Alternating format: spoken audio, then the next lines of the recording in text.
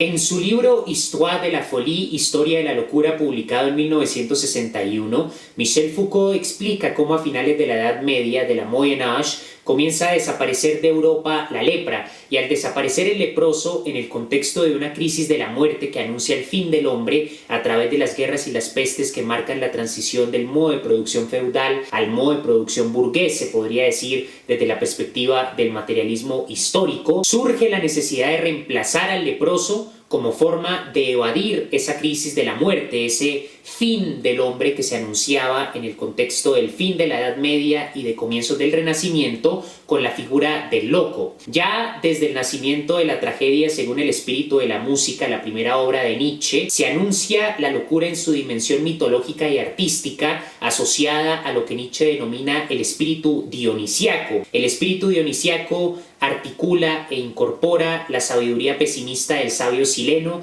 que frente a la pregunta del rey Midas ¿qué es lo mejor?, responde que lo mejor es no haber nacido y lo segundo mejor es morir pronto. Lo que dice Nietzsche en el Anticristo de que la esperanza, que era lo último contenido en la caja de Pandora, era de hecho el peor de los males, pero también simultáneamente a este nihilismo que surge de la plenitud y de la fortaleza, y que es una predisposición, según Nietzsche en el ensayo de autocrítica del nacimiento de la tragedia, según el espíritu de la música, escrito años después de haber redactado El nacimiento de la tragedia. Ese pesimismo que surge como una predisposición intelectual a lo más trágico de la condición humana se acompaña con un despliegue de bufonería, un despliegue de excesos asociados a la figura del sátiro y a la figura de todos estos entes que en una especie de carnaval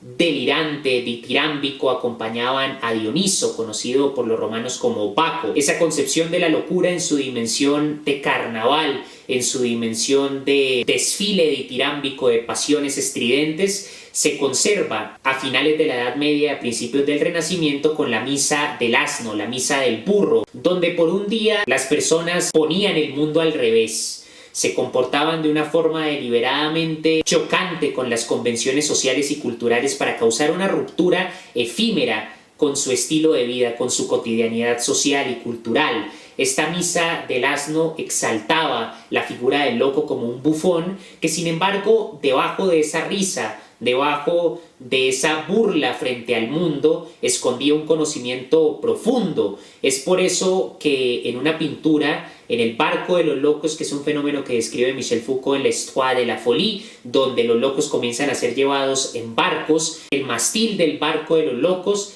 es el árbol prohibido del conocimiento del Edén bíblico, porque la bufonería, la risa, implica, como escribe Michel Foucault en Histoire de la folie, que el loco se burla de la muerte. El loco reconoce la muerte, reconoce lo trágico de la existencia y se burla del mundo y de él mismo a través de su locura, de su bufonería. Es una bufonería que está acompañada de una sabiduría secreta, explorada en la literatura, por ejemplo, en el King Lear de Shakespeare y en Don Quijote de Miguel de Cervantes Saavedra. Sin embargo, conforme avanza el modo de producción burgués, conforme se desarrolla la división del trabajo, se centralizan los medios de producción, comienza a extraerse plusvalor, ocurre la primera acumulación de capital que describe Marx desde una perspectiva del materialismo histórico que no explica ni toma en cuenta de forma explícita a Foucault en la Histoire de la folie, pero es indispensable para entender el desarrollo del sistema burgués, que va a hacer que la experiencia de la locura descrita en El nacimiento de la tragedia, desde el espíritu dionisiaco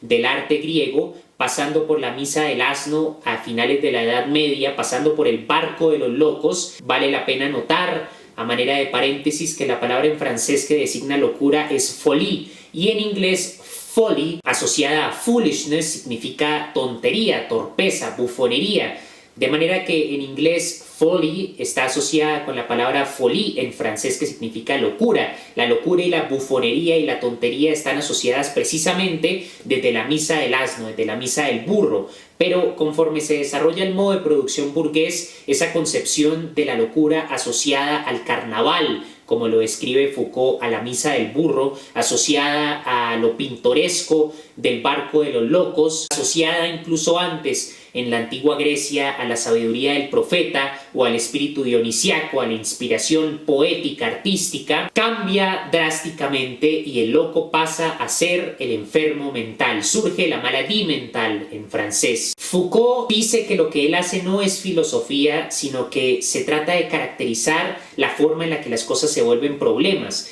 Y en el caso de la experiencia de la folie, de la locura, el modo de producción burgués en la sociedad capitalista, en el auge de la modernidad, surge el dominio del saber del conocimiento científico, la arqueología de la verdad científica, del conocimiento de las ciencias exactas. Y en el marco de esa transición del arte, de la experiencia de la locura que explora Shakespeare con el King Lear, que explora Miguel de Cervantes Saavedra con El Quijote, que explora Nietzsche, que se vive socialmente en la Misa del Asno, que se vive en el Barco de los Locos, pasa debido al surgimiento del dominio del saber de la ciencia a partir del siglo XVII y sobre todo en el siglo XIX, un dominio del saber que se va a convertir en una forma cultural que es la psicología. La psicología se convierte en una forma cultural cuando su lenguaje se institucionaliza y nace la clínica. Y en el nacimiento de la clínica, Michel Foucault va a hablar de la perspectiva médica. Esa perspectiva médica está asociada con un dominio del saber científico que trata de explicar los fenómenos de manera cada vez más especializada, reflejando en la división del conocimiento, la división del trabajo capitalista. El loco se va a ver en el modo de producción capitalista como aquel que no puede ser asimilado como fuerza de trabajo, que no puede volverse un proletario. Al no producir plusvalor, al no consumir tampoco las mercancías que hacen que se valorice el capital, es una persona improductiva que debe aislarse, debe confinarse. El Barco de los Locos va a anunciar lo que a partir del siglo XVII y sobre todo en el siglo XIX se va a expresar como la institucionalización del lenguaje propio, del dominio del saber, de la psicología y en general la materialización institucional de la mirada médica que va a ser la clínica psiquiátrica. Michel Foucault, en el marco de su arqueología del saber, logra describir cómo experiencias fundamentales en Occidente, como por ejemplo la locura, van cambiando según las prácticas sociales que determinan, como lo dicen la verdad y las formas jurídicas, distintos dominios del saber, distintas epistemes, distintas formas culturales, donde el lenguaje propio de estos dominios del saber crea instituciones, sea la institución psiquiátrica o la institución carcelaria. En Vigilar y Castigar se hace el contraste entre las formas de castigo públicas, de la tortura pública en el medioevo, a la forma de castigo de la modernidad a puerta cerrada en la prisión con el panóptico.